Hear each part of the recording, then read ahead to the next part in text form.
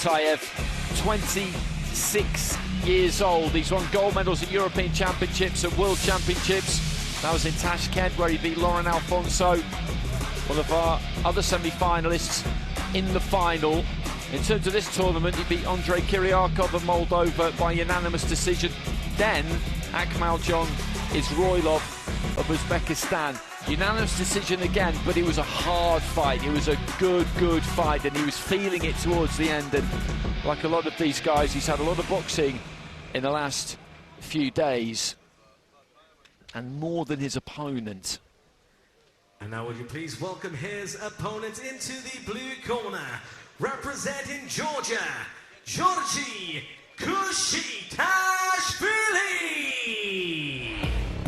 And I say that because KUSHITASHVILI had a knockout early in the first round against Erkin Adilbek Ulu in his fight in the round of 16. Caught him with a right hand around about the top of the head, I think. It just took everything away from him, and then had a unanimous decision win against Adriano Chiana of Angola, which was straightforward. So not as much would have been taken out of the tank, and he has got very good credentials himself. A Paris Olympian, a bronze medalist at the World Championships in 2023, a European gold the year before. Afghanistan, Tunisia, Romania and Kyrgyzstan.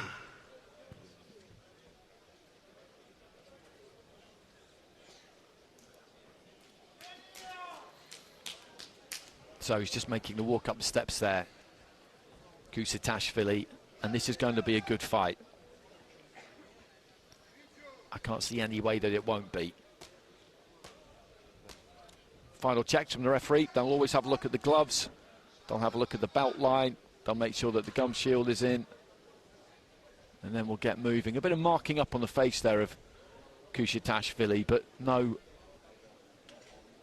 particularly bad damage. I think he's got a bit of a cut in that left eyebrow on the corner. It's not one that they will have kind of taped or anything like that, but there's just a little bit of damage that I noticed yesterday. It could be scar tissue from a previous occasion, of course, that just goes a little bit livid in the heat of battle.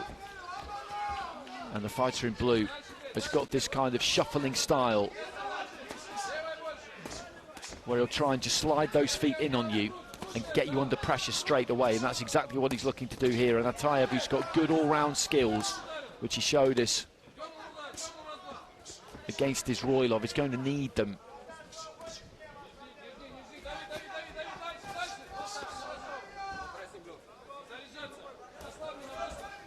Looking for that right hand, KUSHITASHVILI. He doesn't throw it very long, it doesn't travel all that far, but that's one of the reasons why it quite often just snakes its way through. This is good pressure from him, but ATAEV at the minute just using the ropes, moving right, moving left.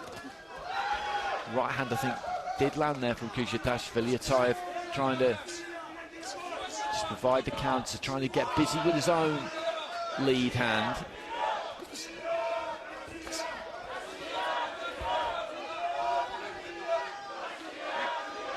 Referee in the end just steps in and breaks them.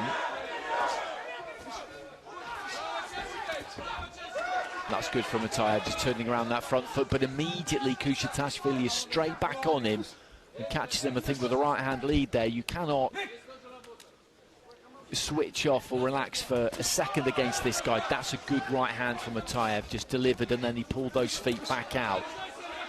If you land a shot, you cannot stand there and admire your work. You need to do something off the back of it. And there's a good right hand, and then he just, again, pulled those feet back out, looked to try and roll away a bit. But KUSHITASHVILI just tracks him straight away. And he's bringing good educated pressure here, the Georgian, and this is what he does. And I do wonder whether the fact that he's had an easier time of it in the previous rounds, stamina-wise, gas tank-wise, whether that might play a part. As well trained as these fighters are, this is elite level sport into the final minute. And just throwing a right hand there, ATAEV over the top that had maybe a slightly laboured look to it.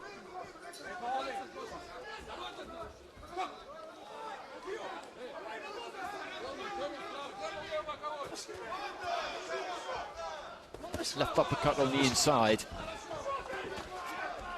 from ATAEV.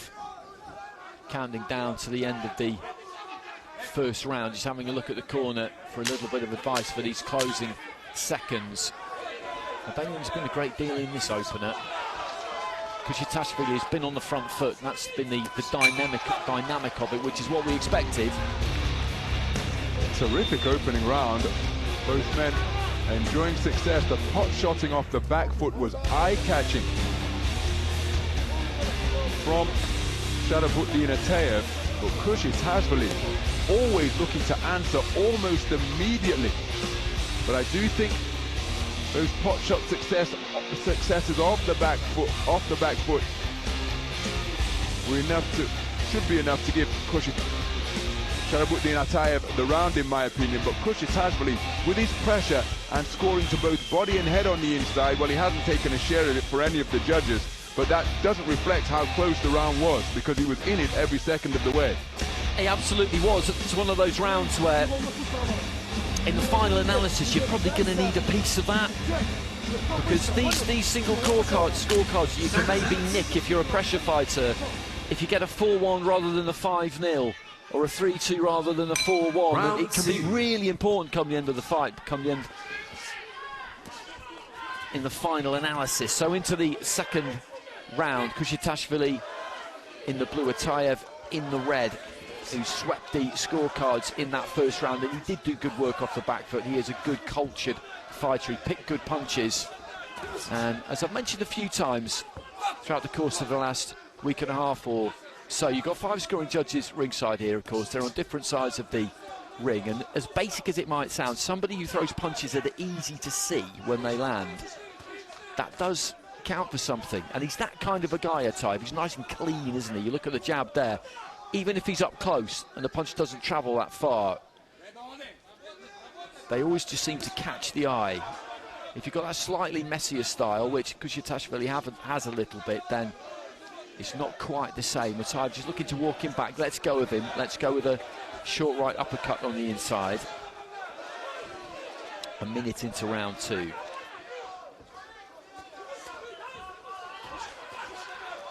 Again, just a little uppercut there from ATAEV as KUSHITASHVILI continues to try and stick it on him. Nice combination. 1-2, and then just pulled those feet back out. He's a fighter comfortable under pressure, ATAEV. Good fundamentals. And again, he's just looking to let his hands go a little bit here. Left hand lands too, and KUSHITASHVILI is maybe just running out of ideas a bit here, I think.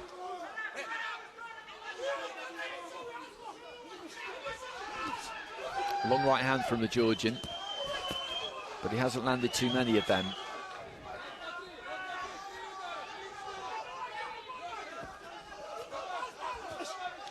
Short with the uppercut there, ATAEV.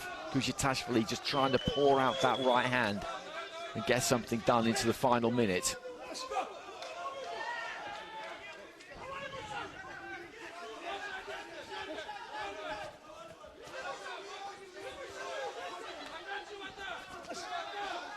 Good right hand from ATAEV, just thrown off the back foot as he was giving a little bit of ground. And that's another thing that's quite impressive about him. He can fight coming forwards and going backwards.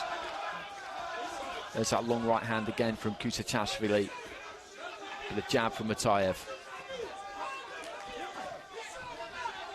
It's been a busy fight, this. There's been a lot of punches thrown right from the beginning. Combination there from KUSHITASHVILI. You just see that mop of hair of ATAEV just shake as the punch was absorbed. Final 10 seconds of round 2. ATAEV, remember, with a 10-9 sweep of all 5 cards in the first round, and then off the back foot just throws that right hand slightly over the top there. ATAEV, KUSHITASHVILI just trying to work those hands, and again he's bringing maximum work rate there, but ATAEV's just a bit too cute for him. Couldn't agree more. Really interesting round that, because there appeared to be a passage of the second at around the midpoint when ATAEV began to get on a front foot and push this man back. And you mentioned it during commentary that he appeared to be fading, but to his credit, he responded from that point and had a better second half of the round. Now, I don't think it's enough for him to take the second round, because prior to that change in dynamic, The crowd here at the Dubai Duty Free Tennis Stadium were almost entering football mode with cries of ole, ole, because that's how much success ATAEV was enjoying. KUSHITASHVILI bit down, fought through the fatigue that must have been enveloping him, and he finished the round strong.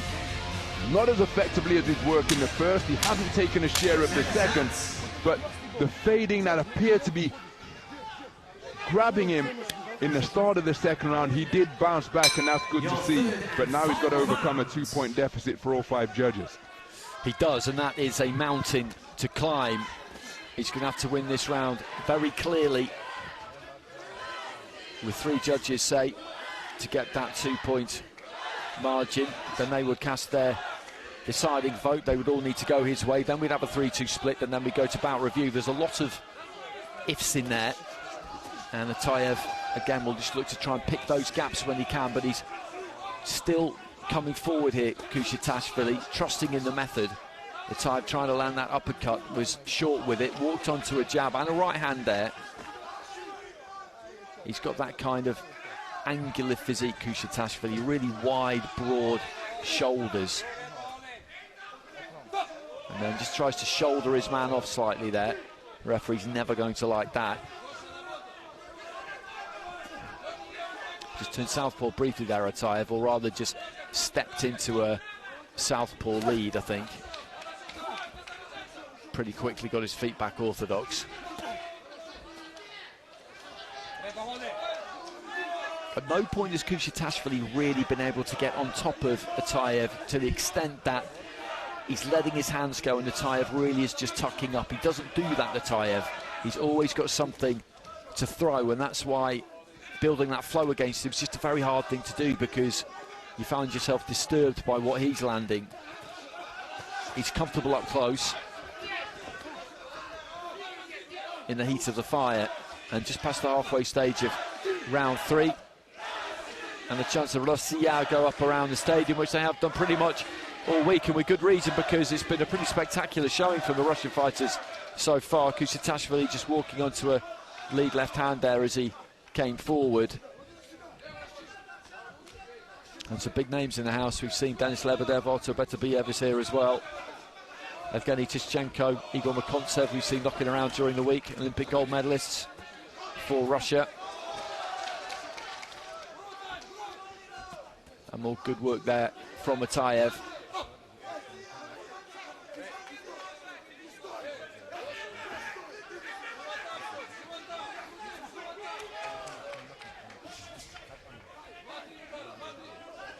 Let go with the right hand there, KUSHITASHVILI. Had a slightly forlorn look about it, because I think he knows that the game is nearly up here.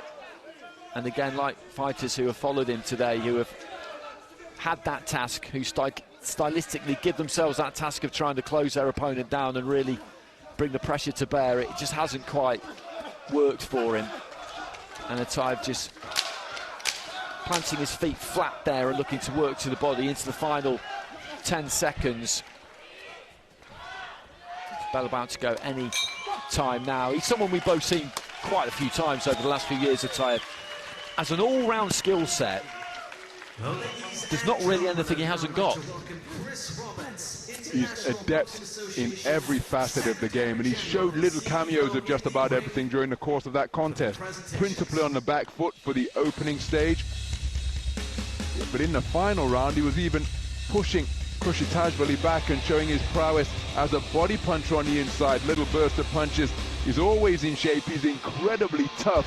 He takes the shot when necessary. He's a very difficult man to beat, and that is why he remains at the very top of the pyramid of IBA boxing as a world champion. He's going to return to the final here today, because despite the best efforts of KUSHITASHVILI, and it was a good effort in the opening round, even though he didn't get a share of it, had to come back in the second round when he appeared to be fading. But you can see the boxers know, look at the contrast in body language, that index finger of ATAEV to the sky. Your winner by unanimous decision.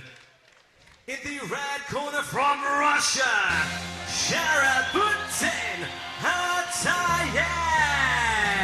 Interestingly, in that final round, it was a 3-2 split in favour of ATAEV. Two judges are judges from Serbia and Afghanistan went KUSHITASHVILI's way. I'm not horrified by that because he put an awful lot into that fight, but I think that was maybe just slightly sympathetic because I thought ATAEV went out and won that final round as well. And he's had a good competition. As I said, he's had a good competition. And losing in the semi-finals, you look at the faces of fighters who lose in the semi-finals and no one's smiling because you're so close to that main event. You're so close to going all the way and giving yourself a chance to win gold. And I think it's only with a bit of distance that you actually look back on it and feel proud of what you've done. But one of the brutal things wrong about sport at this level is that boxers are basically just never proud of defeats, are they? It doesn't even really matter what happens. They're not proud of defeats. It's the law, isn't it? It's a rule. It's a hard way to live your life. Absolutely. And to ascend to this level of the sport, there are going to be quite a few losses on the way, but to get so close, as you pointed out, to be edged out, it can sometimes alter what they think about themselves.